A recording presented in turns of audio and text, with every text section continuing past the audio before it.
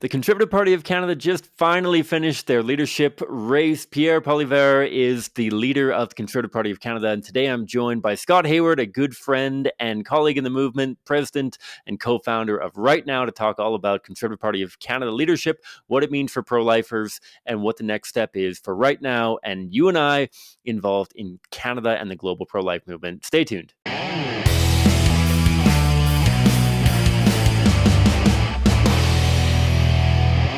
Hi, folks. Welcome back to the Pro-Life Guys podcast. My name is Cam. I'm your host, and this is a program dedicated to equipping you with the tools that you need to have compassionate and compelling conversations about abortion so that together we can change minds, save lives, and transform our culture from one which largely supports abortion to one which entirely rejects it in all stages of pregnancy and in all situations mothers and fathers are faced with. That's the goal of the podcast. And generally speaking, we do a lot of apologetics-oriented podcasts so that you know how to respond to different arguments that you might hear on the streets, in your office, on social media, whatever it may be. Sometimes we do episodes like this where we'll be featuring a conversation I am fortunate to have had with Scott Hayward, who is the president of Right Now, a Canadian pro-life political organization that works to nominate, elect pro-life politicians. This isn't necessarily apologetics per se, but this is good information for pro-lifers to be aware of as we're having conversations about abortion, not necessarily so that we are regurgitating content that you are going to hear today, but rather so that you know what is going on. What is the backdrop upon which many people are interacting with the pro-life issue? Because the pro-life issue really connects with a ton of other issues that are on the go. And even you look at what's happening in politics in general and how this fits into the greater pro-life movement. So often we talk about it, but I'll reiterate it here again. The goal of the pro-life movement is to make abortion unpracticed. That is the ultimate goal of the pro-life movement, to stop abortions from happening. And there's lots of ways that we get there. We have the pastoral arm of the pro-life movement working to make abortion unnecessary by providing better support, both material, emotional, spiritual, psychological, so that no mother, no father, no family ever feels as though they need access to abortion. We have the educational arm, which is where I fit in with both the Pro-Life Guys podcast and the Canadian Center for Bioethical Reform, the parent organization, trying to proactively educate folks so that abortion is unthinkable. So they don't want abortion in the first place, regardless of their current situation or the legal situation, political situation in their country. And the last arm that we're going to focus on today, which is the political arm of the pro-life movement, which is looking to make abortion inaccessible or illegal, as it were. And so that's what we're working on. I think that we might get a quick visit from my beautiful daughter here, which is kind of cool. Eleanor, can you say hi? Hi. Thank you, honey. My daughter's beautiful. She just finished her nap, and I'm going to keep her off screen because I am trying to not have her on the internet. But maybe she can say hi again. What is your name, honey? It's Eleanor. Thank you, Eleanor Cote, my wonderful 2.5-year-old or so daughter who just woke up from nap. But that all said, please don't touch any of the buttons. That all said, we are excited to talk to Scott. And by we, I mean I'm excited to talk to Scott. He's a great friend in the movement. I've known him for many years now. And I'm excited to have all of this. And so stay tuned, and we'll tune back in again shortly.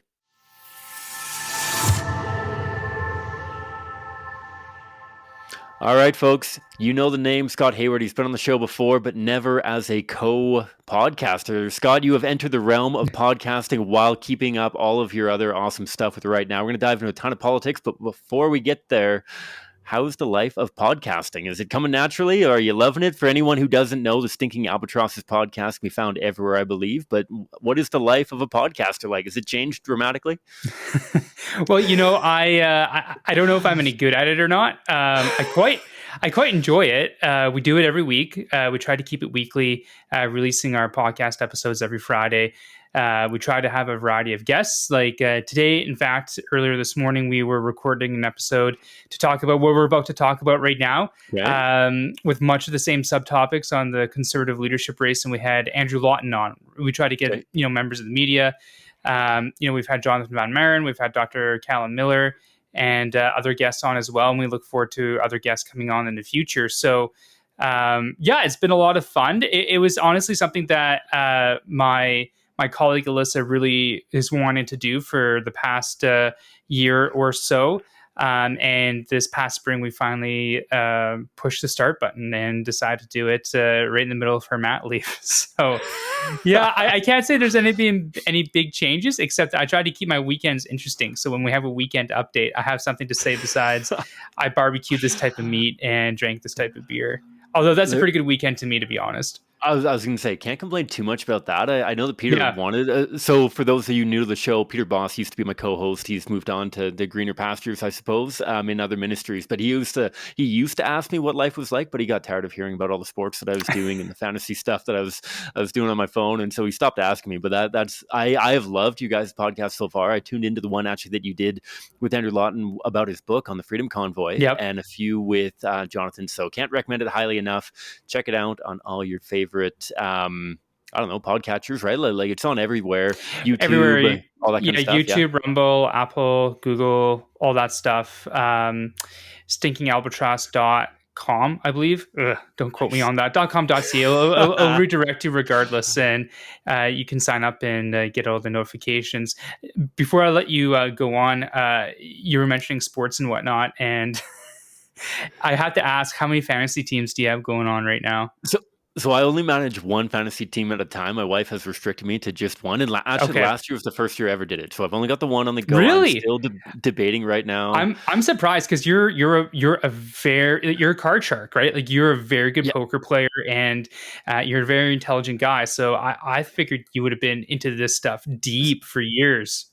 No, so I have followed sports very, very avidly for a very long time. And then a buddy of mine from Calgary got me into fantasy stuff last year. The first year I'd ever done it. I did it with a group of friends and it was fantastic. I'm doing it in a public league this year, which is brutal compared to a league with people that actually care. Like half the teams, right. I mean, they're for anyone who does fantasy sports, half the teams have their like pitchers, like half of them are on the IL for like 60 days and there's no rotation, no competition whatsoever. I think it's the top team is 8 games above where I'm at, and then I'm like 38 games above where the next team is at. And wow, that's a gap. It's a terrible drop off. So anyhow, yeah, I will be doing more, but I'll probably restrict it to one team a year. Maybe fantasy hockey this year, we'll see. But so far, fantasy baseball. We should have a pro life fantasy league. We wouldn't be able to get enough people to know. It'd just be you Jonathan. And I. No, he would hate it. Like. Yeah. Head to head. Here we go. My goodness. Yeah. Alyssa would just be the homer. She'd have like the entire Toronto Maple Leafs roster on, regardless of how poorly they're doing again. But now that she's married to a Calgarian, right? And like Calgary has a pretty decent team. Like they'll probably be pretty close top of the division. I can't see them not making the playoffs this year. I think it's kind of broadened her vision a little bit. And I think she's a little more accepting that there are other players on other hockey teams that are actually pretty good. Hopefully. So that would be interesting. There'd be 3 of us. There'd be three of us at least.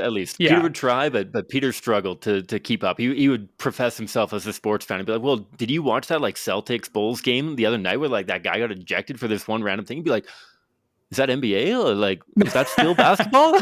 Sorry, Peter, not to throw too much shade, but I've come to realize just how avid of a sports fan I am, diving into the realm of social conservatism where most people don't have a television, let alone familiarity with any sports teams, let alone more than one sports team. Well, one little quick thing, and we can move on from that. Speaking of no television, going to and usually I only get to one, but going to my second football game this Saturday, the Bombers are in town because I live in Hamilton or just outside.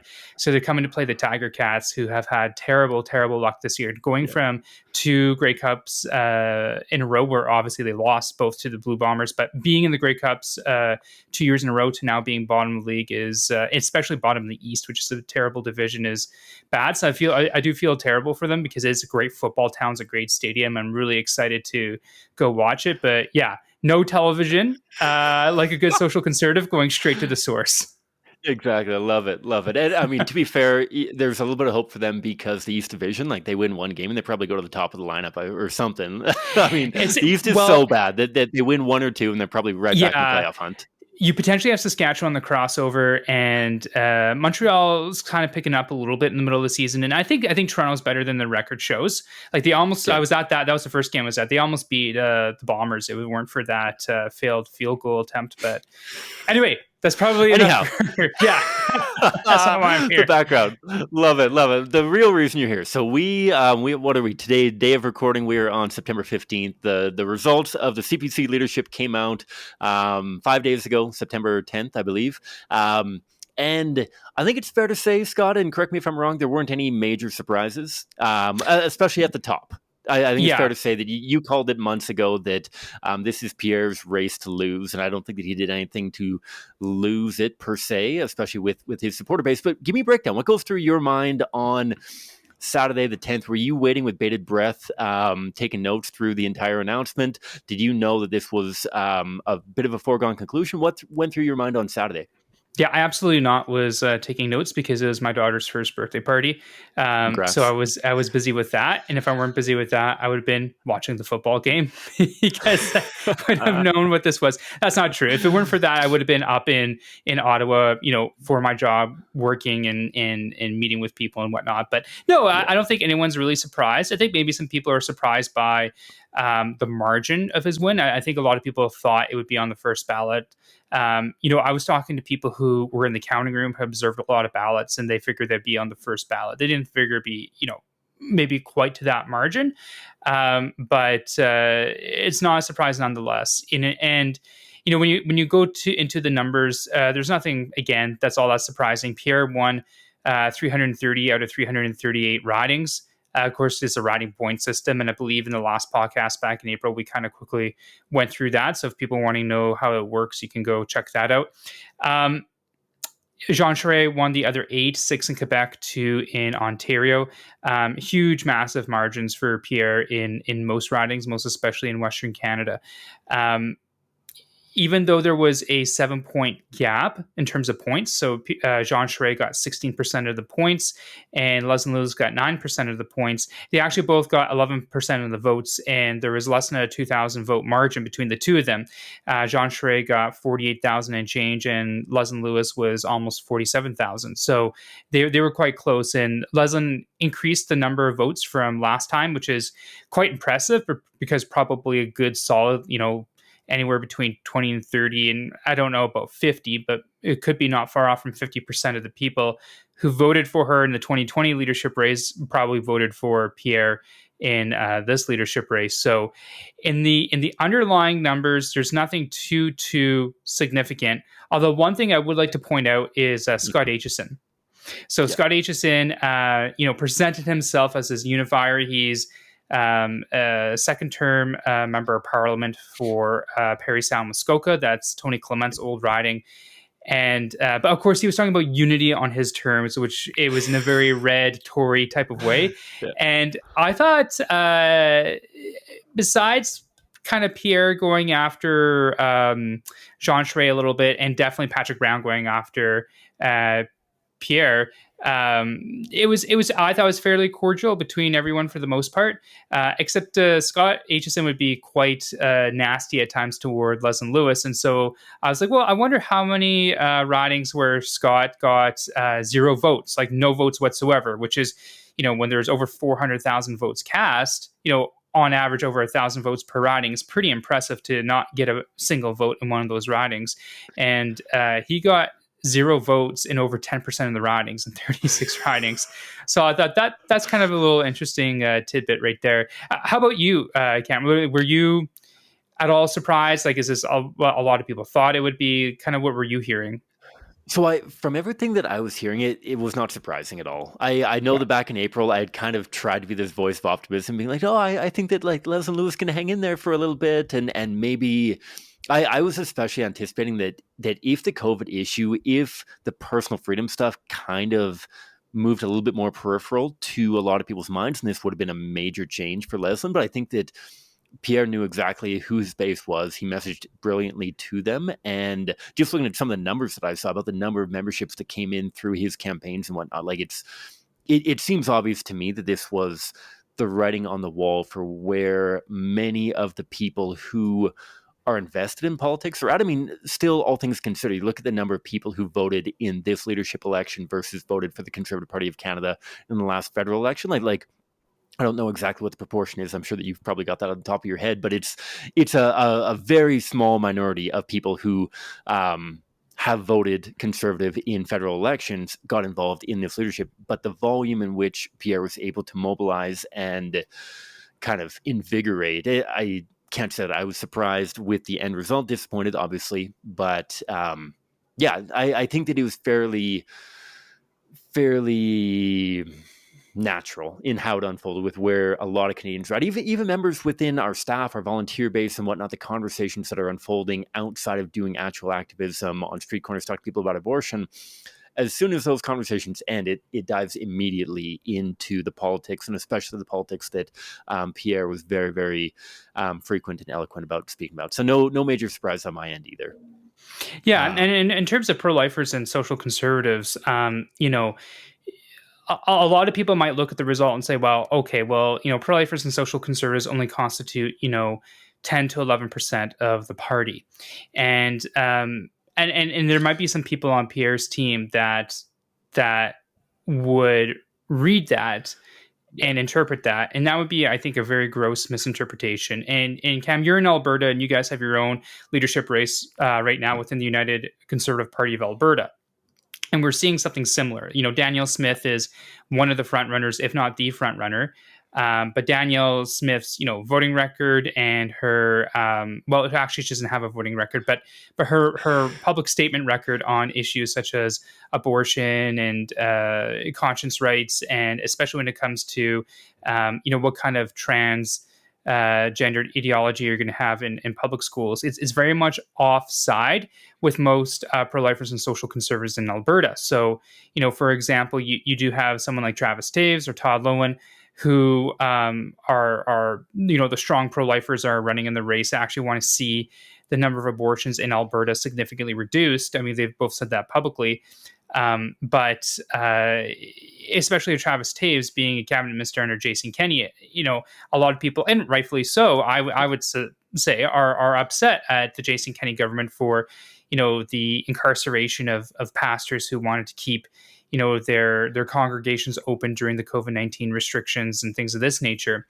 And that quite hasn't dissipated yet, but it eventually will dissipate. And so kind of come back full circle, a lot of those people were voting for Pierre because he picked up on that issue, I would say in the nick of time, like about a week before the trucker convoy got to Ottawa. All of a sudden he woke up and started speaking about it. And like whatever. And good on him, I suppose. He hit it at the right time. So you do have a good number of social conservatives that will be within that fold that voted for him, number one, over Leslie because of that issue. But that issue is going to dissipate. We see numerous countries, including, for example, most recently New Zealand, that had one of the greatest restrictions, especially for people coming into New Zealand in terms of COVID for the last 2 years, drop all of those restrictions. And now you have their Prime Minister, Jacinda Ardern, I believe her name is. She's now talking, well, we can't punish people for personal choices and whatnot, like a 180-degree change in rhetoric. So you can see that this is already kind of moving along in other parts of the world. And as that occurs in Canada, and really all we have left are the ArriveCAN app crossing the border into the United States and a few things in healthcare in terms of restrictions, 6 months from now, 12 months from now, whatnot, that's not going to be an issue. And all those people part of Pierre's coalition or part of Danielle Smith's coalition, they're going to be looking at other issues as they arise. What kind of legislation are the Liberals going to be introducing in terms of, taking away the charitable tax status for pro-life charities, or whatever weird legislation they're going to have in terms of trans this and trans that. Is he going to actually speak on it, or is he going to be silent? And if he's going to be silent, there's a good portion of his coalition that over time that's going to pick that up and perhaps not be so happy with that. So anyway, it's just, I wouldn't read into these results saying that pro-lifers and social conservatives only constitute, 10 to 11% of the party. I think it would be, probably triple that, which or normally has been, and for the time being, at least temporarily, they're in Pierre's camp, or in Alberta for the UCP, they're in Danielle Smith's camp, and both candidates, frankly, should Danielle Smith win, and I don't think she has nearly as big of a lead as Pierre does in this race. Like I think that she could very well not win, but I would also say that if she is not amongst the top 2 or 3 front runners, she is definitely the top front runner. they could keep these people in their own personal coalitions. I don't know if they want to or know how or are interested in it. But to say that, other pro-lifers and social conservatives are not in those coalitions, I think would be a very, very gross error and misinterpretation of those results. I think it makes a ton of sense. And like you said, it kind of the timing fed so well into the results. And I guess that kind of leads into that next question of what is next. Is it fair to say that the results of this are probably going to indicate a slightly different trajectory for the CPC leadership than the last couple of results between Aaron O'Toole and Andrew Scheer? The margin of victory was obviously nowhere near this. We've never seen this margin of victory before. And so it's probably not in social conservatives' best interest to just start planning for the next leadership race, presumably. Things are going to have to go pretty poorly for Pierre for there to be another leadership race in the next couple years. Is that fair to say? Or what do you think this means for social conservatives when it comes to federal politics and how we interact with the Conservative Party of Canada? Is this a matter of looking for another opportunity to replace him with a Leslyn Lewis all over again? Or is this going to be a matter of, okay, we're going to be locked in, all things being equal with Pierre for at least a foreseeable future kind of thing? This is what we need to start directing our efforts to on the federal level. Where do you see this kind of playing out over the coming months and years sort of thing with the CPC leadership before we move on into, I guess, what's next for right now and the other valuable areas outside of the CPC leadership and party itself that pro-lifers can get involved with? Well, I think there's a few different things to unpack there. So I'm going to delve right into it if you don't mind. First off, you kind of brought it up at the beginning of the premise of your question, which is, we haven't seen a margin of victory this large. I would say within a leadership race here in Canada, federally or provincially, you haven't seen a margin of victory this large in terms of the raw vote. But let's remember that when Justin Trudeau won the Liberal Party of Canada leadership race in 2013, and mind you, back then, right before that, at their 2012 convention, the Liberal Party of Canada decided that in order to get a membership to vote specifically in leadership races, it wouldn't cost any money. So it wouldn't cost $10, $15, $20. It would be free. So in that race, you only had 100,000 people vote. But Justin Trudeau won that race with 80%. It was about 80,000 people voted for him. So 80% of the raw vote, roughly the same number, I believe, for points, because they have the same point system as the Conservative Party. And he won 300 of the 308 federal ridings. So he had a higher proportion of ridings as well. So very similar, mind you, to Pierre, but not exactly. In terms of the percentage, he had even more control of the party, so to speak, than Pierre does. Not to say that Pierre doesn't going into the leadership. And that's another thing I'd like to say is that, the leadership race is over. We can't relitigate it. I think a lot of us don't want to relitigate it. Pierre is the leader. He does have a very, very significant mandate. It will be interesting to see, what he does with that mandate. So like I was saying, Saturday evening on the 10th, I had my in-laws over and we had cake and presents or whatever, celebrating my daughter's first birthday. Shortly before I went to bed, got a few different texts from some people saying, did you see Pierre's amazing speech? And I said, well, no, it's my daughter's birthday, but maybe tomorrow evening or Monday morning, I'll check it out. And so this past Monday morning, I reviewed his speech. His acceptance speech, his speech to the National Caucus that Monday morning, and no question for me, and I concede the point, and happily so, that it was a very well delivered speech, maybe one of the best well delivered speeches by any leader of the opposition for probably decades. But in terms of content, I didn't find it to be a super great or super amazing speech like people were talking about. I noted it for a lot what it didn't include. Like, he didn't talk about, gun rights. He didn't talk about free speech when it comes to Bill C-11, the Internet Bill. He didn't talk about defunding the CBC. He didn't talk about anything about the World Economic Forum, which frankly, really isn't one of my issues. But these were a lot of issues, or the firing of the Bank of Canada or Bitcoin. Like, these are issues, some would even argue perhaps even staples of his campaign during the leadership race, and immediately they were all dropped. He more or less just focused on inflation, which is his prerogative. But you already see the pivot there. And so, him and his team have to be a little bit careful about that as well, because, 295,000 people voted for him. And sure, I would say there would be tens of thousands, maybe 100,000 that voted for him on, the fact that he is going to be so eloquent on his personal pet issues, especially being inflation, which of course is an issue right now across Canada and frankly around the world. It's not just Canada that's experiencing high inflation; it's most of the world economy. But he is a leader. He's going to go forward and do his own thing. And we can operate in that. It's time for pro-lifers to focus on other aspects. It's not just the leadership. We live in a Westminster parliamentary democracy, which is, of course, being reminded to us during this time of national mourning with the passing of Her late Majesty Queen Elizabeth II. We don't live in a presidential republic. We don't have a president that can veto legislation. We have 338 individual members of parliament. And so it's up to us as pro-lifers to make sure that we get as many pro-lifers into the House of Commons as possible. Because if we want to actually pass pro-life legislation, whether it be, restricting sex-selective abortion or restricting even the criteria for physician-assisted suicide, if not eliminating it altogether, you do need to build toward a pro-life majority in the House of Commons. And so I think at this point, at least, we can do that with Pierre as leader.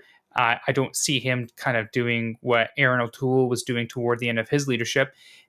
If he does, then we'll cross that bridge when it comes to it. But yeah, I think pro-lifers can operate within that, and I think that's very reasonable. And I don't think there really is any reason at this point for anyone to kind of attack the leader like people were piling on to Aaron toward the end. We're not seeing any of that stuff. There's been a few funny things this first week that he's done, some things that I don't particularly like. It's not really my style. Some things that I don't think particularly help him or the party, but nothing that I would, light my hair on fire over and say, it's all done and we can't work within the party. I think there's a lot of opportunity to do so.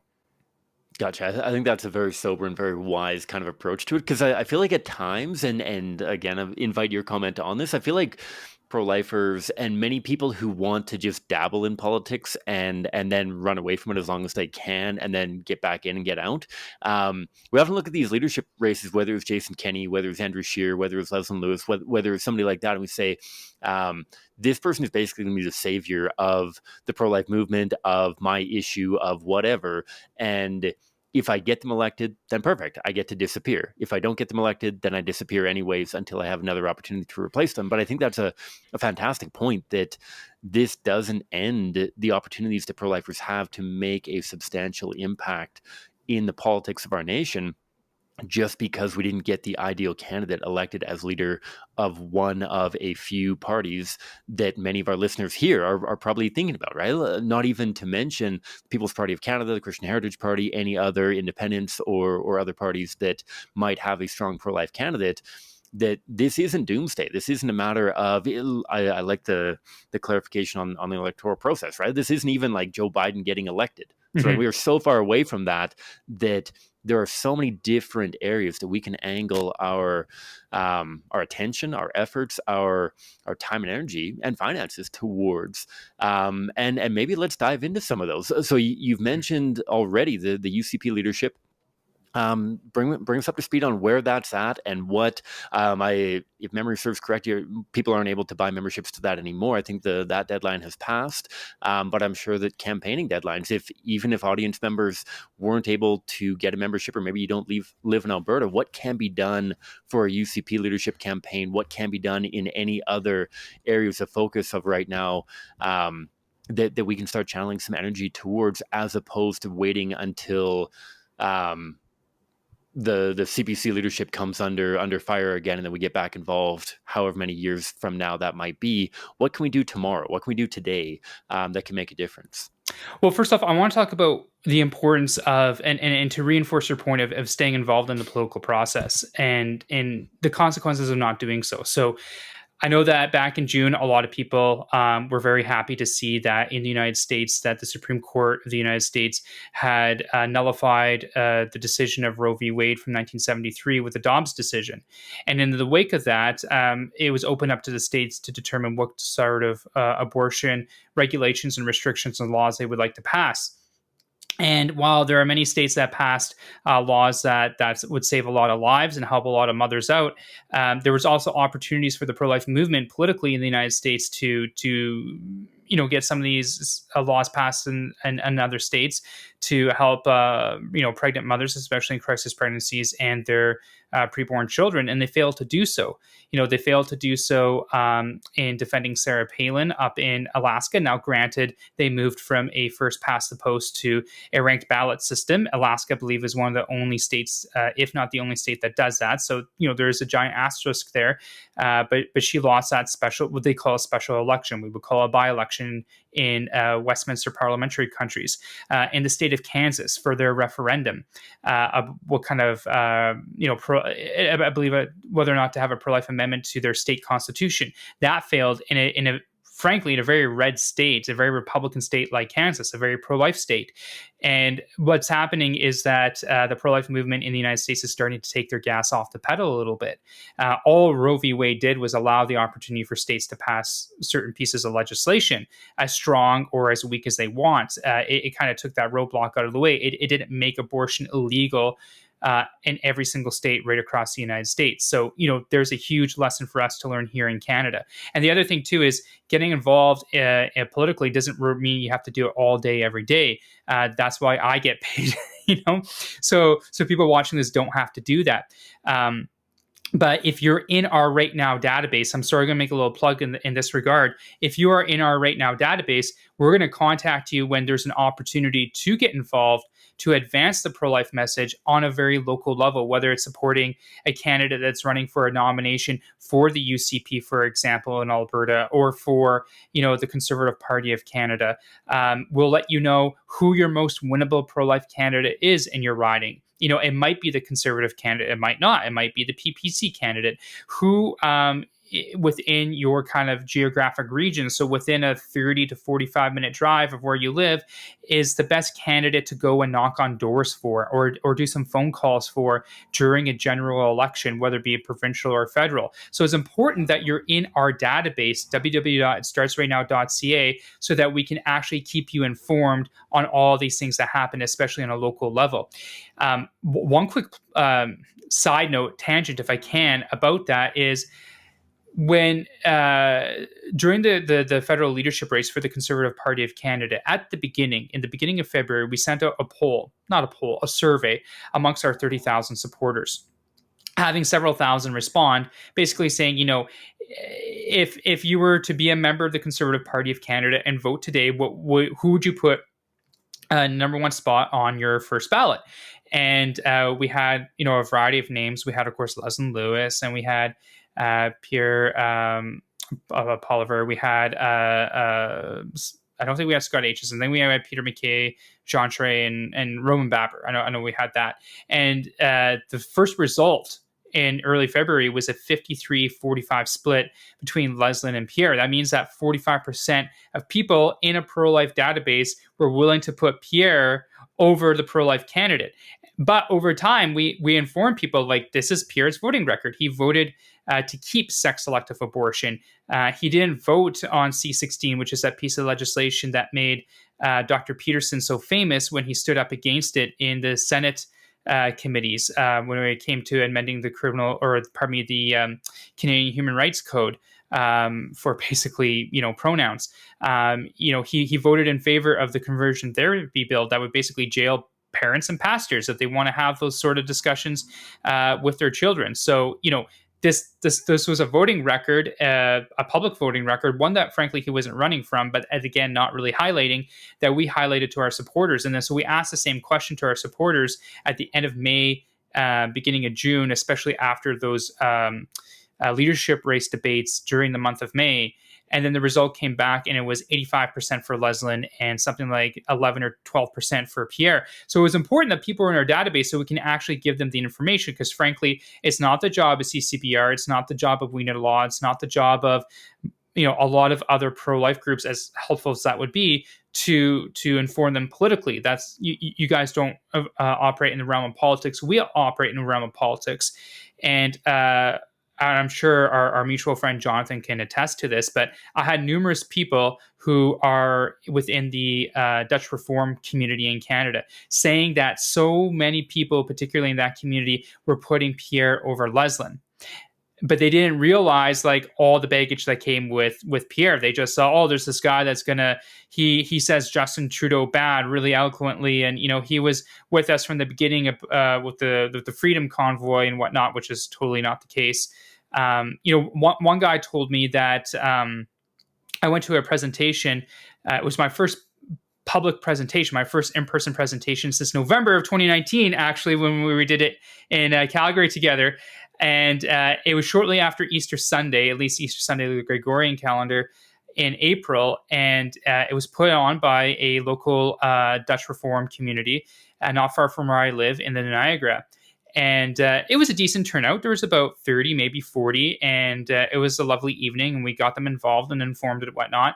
But one of the organizers pulled me aside afterward and he said, I'm so sorry. I'm like, what are you talking about? I said, well, I think they had it was either an event where they had hundreds of people like a couple months before that, specifically regarding the restrictions, especially placed upon religious communities in the province of Ontario. But I can't remember if it was that community or another community, but he did say that there was a lot of people in that community who took 3 weeks off of work voluntarily, drove all the way up to Ottawa in the dead of winter in January and February to protest against the government's restrictions, which I have no problem with, and I agree with them.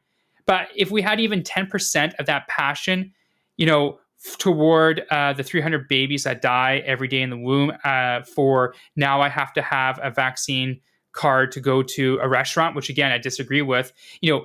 I wish those who are that personally inconvenienced and so inflamed with the passion they were going to take vacation and not go to work and take a pay cut through their salary for the year to go and protest this could put Leslin ahead, could put the pro-life black lady ahead of the pro-abortion white guy on their leadership ballot. Now, I believe a reason why a lot of them did, from what I'm told, is because, and I don't mean to just single out the Dutch Reform community. This is just the reality, and this is what people told me, is because they're not in our database. So that's the second thing to do.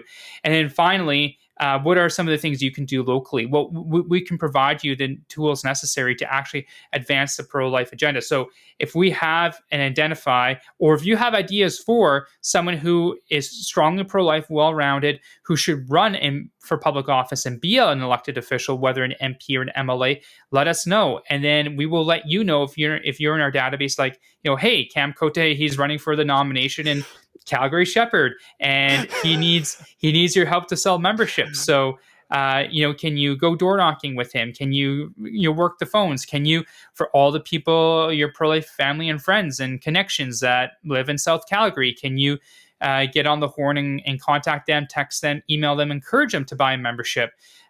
Sitting on your local board of directors, that's so important. For each party has in every riding a local board of directors that runs the affairs of the party within the riding and designed specifically to get a candidate elected. But in addition to that, those local board of directors hold a lot of sway within political parties in terms of what gets debated or not debated at party policy conventions. And of course, party policy conventions, which is another thing you can do and attend, and they happen every 2 years and they change from city to city. For the Conservative Party of Canada, the next one will be at this rate in August. I could see it being later of 2023 in Quebec City. That's where you debate and vote on what the actual official policy would be for the Conservative Party of Canada. So if we want to say, actually, no, I'm sorry, Pierre, but the Conservative Party is officially pro-life, and we really, encourage you to adopt that position, whether it be against sex-selective abortions or late-term abortions or whatever the case might be, that's the time to do it. So there's a variety of things that people can do, that people should be doing all the way along. And even if you sit on an EDA board of directors, by the way, EDA stands for Electoral District Association. It's just a fancy way of saying riding. it's not a huge time commitment. Yeah, it is a time commitment. It's about, maybe a couple hours a month on average. Some months a little bit more than less, and some months less, especially, if it's an election year or not. But these are all important things. And one of the reasons why political parties like the Liberal Party of Canada, like the Conservative Party of Canada, to a certain extent, like the United Conservative Party of Alberta, aren't as pro-life as we would want them to be is because when you look in the mirror, that guy or girl that's looking back at you isn't doing any of the things that I'm asking. Or if you are doing some of the things that you're asking, you need to bring more people involved. Like, if Pierre had almost 300,000 people vote for him, surely there would be 1,000 people per riding, 1,000 pro-lifers specifically per riding that can take out a membership, because you can be as young as 14. You don't have to be a citizen of the crown. You could be a permanent resident. Surely we could find 1,000 per riding that can take out a membership who are pro-life to vote for someone, especially as someone like Leslyn Lewis. It's not that hard. This is a function of time, but these are things that people can do in the here and now. Absolutely. And so first of all, it's scary that you know that I live in Calgary Shepherd. Second of all, I'm not going to be running anytime soon, hopefully. Third I already tweeted it out. So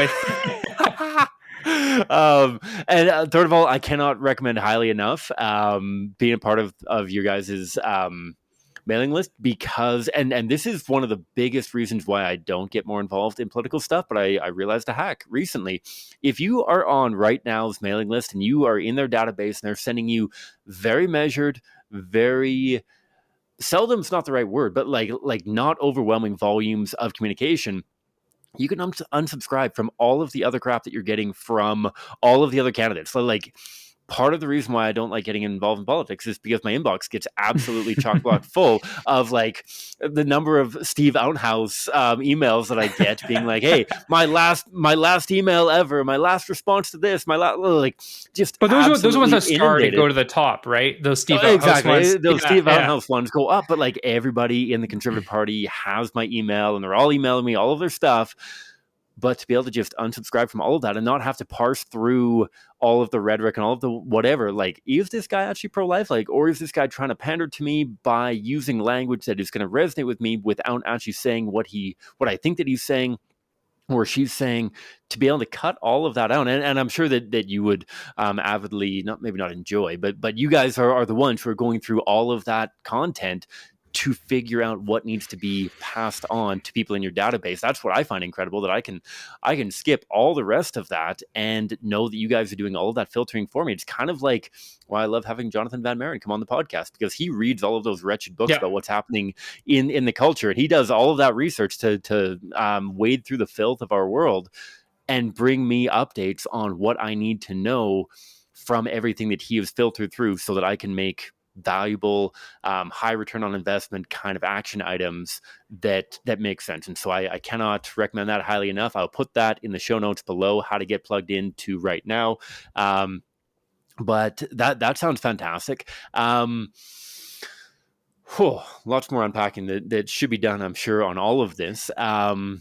But with that said, what kind of, I guess a question that comes up to my mind, I had a friend of mine reach out to me to say that they are looking to get more involved in politics. And you mentioned the idea of getting involved with an EDA, Electoral District Association, or those kind of things.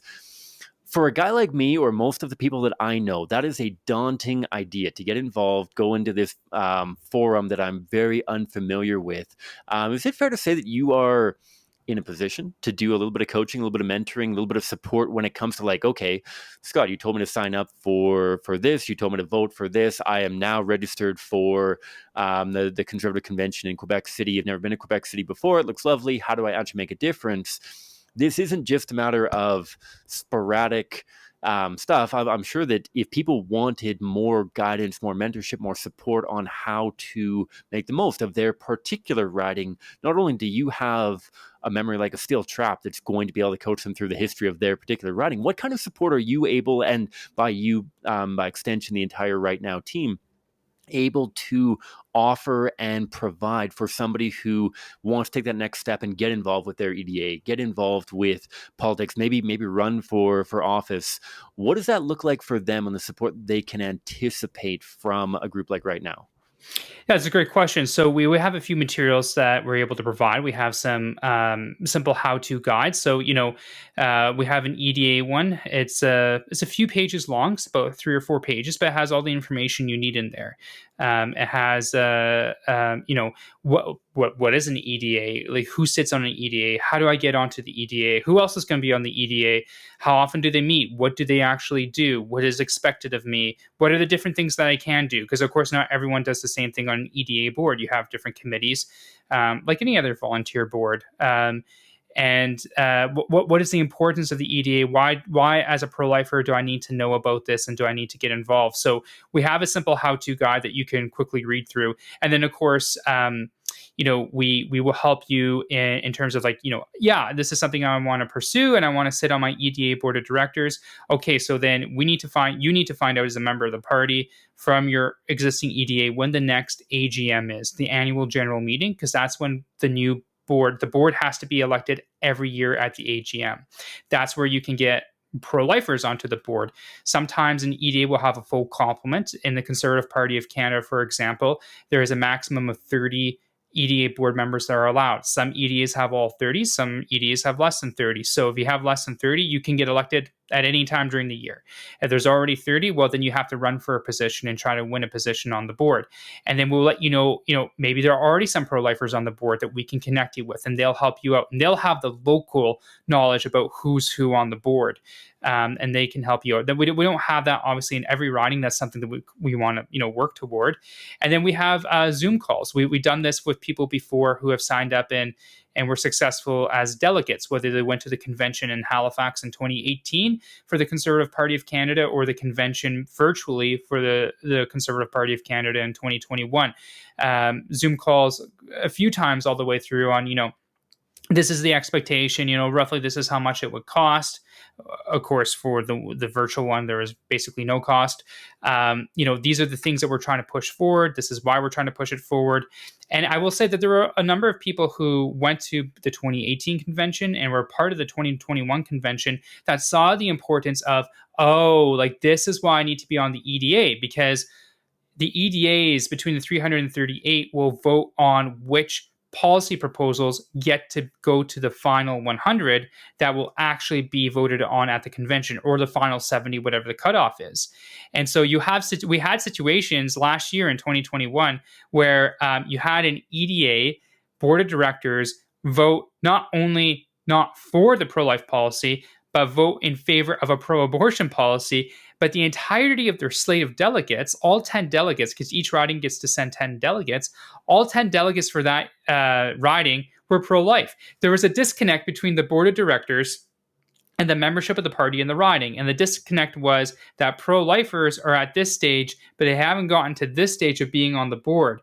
And so we have taken over, if you will, some boards of directors, frankly, of some not pro-life conservative members of parliament, where now pro-lifers control their board. And that's important as well, because if you can control the board, you control the money for the EDA on the board.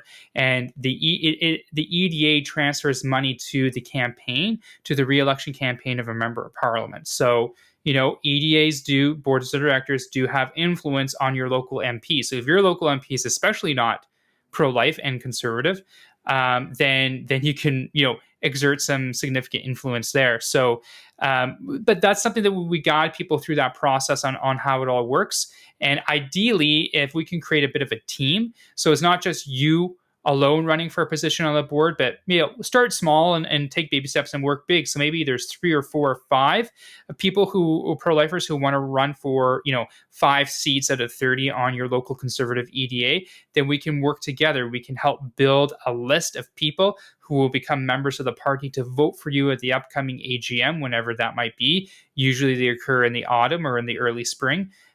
Those are all the types of things that we have done, that we look forward to do. And for everyone listening, hopefully that's something you might consider as well. Yeah, absolutely. I really hope that is the case for many people out there. And I feel like there is an appetite, or maybe not quite so much an appetite that's growing, but a willingness to get involved. I know far more people that are starting to get more and more involved. I'm sure that you guys have experienced that largely through the efforts of your organization. Last two-part question. I want to throw your direction so I don't eat up all of your time. So we've talked about the UCP leadership. Give me one thing that somebody living in Alberta and one thing that somebody living outside of Alberta can do to make sure that a pro-life candidate, Travis Taves, I forgot the name of the other person that you had mentioned as well. Todd Lowen, could do to help them kind of make up the gap or push them over the top from where Danielle Smith is right now. So somebody in Alberta, somebody outside of Alberta, what can we do? Yeah, you did ask that question earlier, and I apologize because I didn't get to it. So, like you said, like you can no longer purchase a membership and be eligible to vote for the United Conservative Party of Alberta leadership race. The ballots have already been sent in the mail. They went out shortly after Labor Day, so people are filling out their ballots and starting to mail them back because it's a mail-in ballot. And mail-in ballots in leadership races is something that has been done for 20 plus years across Canada. That's nothing out of the ordinary. So what can you do if you can't sell memberships? Well, for example, Travis Taves, the top pro-lifer in the race, he's going to have a list of supporters, and he's going to need to encourage those people to make sure they fill out their ballots, fill them out properly, mind you, and mail them back in time. This is known as Get Out the Vote, GOTV. So there's a couple ways you can help with GOTV. Maybe you are running a ballot drop center if you live in Alberta. So people that live within the riding, there are supporters of Travis. Maybe they don't have a printer where they need to print off certain documentation. Maybe they have questions about how to fill out their ballot and they don't quite know, or maybe they don't have time to drop it off for whatever reason to the mailbox, or maybe it is getting later in the process, and it is getting later in the process. As of recording, this is the 15th, and I think they need to be received by the end of the month or something of that nature. So maybe regular mail doesn't get it in on time, so they can drop their ballots off. They all be bundled up, and you can express mail it back to the campaign, and they'll take care of it there. If they might need help with people knocking on doors to supporters to say, hey, do you have your ballot filled out? I'm here to help. I can take it with me, and off we go. It could be that people need their ballots picked up. And if you live outside of Alberta, or even if you live within Alberta, you can help with phone calls. You can help with perhaps emailing certain people, text messaging, whatever the case might be. If you want to help, let us know. Just send us an email, info@itstartsrightnow.ca. We'll connect you with the pro-life campaigns, and then they will be able to help, or they'll be able to give you the information of what they need and how to help them specifically in order to get over the top. And that just doesn't apply to this current UCP leadership race. That applies to any leadership race, whether it be a federal one for the Conservative Party of Canada, or even in a local nomination that applies as well, although those votes won't be mail-in. Gotcha. Scott Hayward, folks, president, leader, chief, I don't know what your role is with Right Now, but the man, the myth, the legend from Right Now. Thanks, Don, for joining me, and I hope that you enjoy the Bombers game. I'm guessing that you're still a Bombers fan, even though you'll be watching it in Hamilton. Is that fair to say? You're going to be? I'll be there. I'll be there sporting the blue and gold. I bleed blue. There's no way that I'll never not be a Bombers fan. I mean, they won a Grey Cup in 1990, and then they didn't win another one until 2019. So I went through a good portion of growing up during the dark years of the Bombers. But if they win the Grey Cup this year, and of course they're the favorites to do so, especially with Nathan the workout, which is just horrendous, they'll be the first team in the CFL to win 3 Grey Cups in a row since, I believe, the Warren Moon days of the Edmonton Eskimos back in the 80s. So it's been a long, long time. Yeah. That's crazy. And especially it's weird for me being in Calgary, and I can't say that I'm a diehard Stamps fan, but the Stamps are struggling now. Bo Levi Mitchell is on the way down. And so maybe one day we'll start when abortion is no longer an issue and we're old men, we'll start a sports podcast. Stamps have a new mayor in town, and Jake Marin, and that guy, he knows how to throw the ball. The guy has 2 great quarterbacks there. So anyways, all right. Thanks for having me on, Cam. We'll do a sports podcast sometime. Love it. Have a good one, Scott. All right, folks, that was my conversation with Scott Hayward. He's an absolute gem in the movement, not only because of the incredible memory, his incredible political mind, and all that sort of thing, but also his wisdom and insight. And so thank you to Scott, and thank each and every one of you for tuning in. Unfortunately, my daughter is still trying to press her way onto the camera. So I'm going to sign off real quick. No announcements, no websites, no nothing. We're going to plug a bunch of stuff in the description below. God bless you all wherever you are and whatever time zone you're in. All right. God bless. Bye.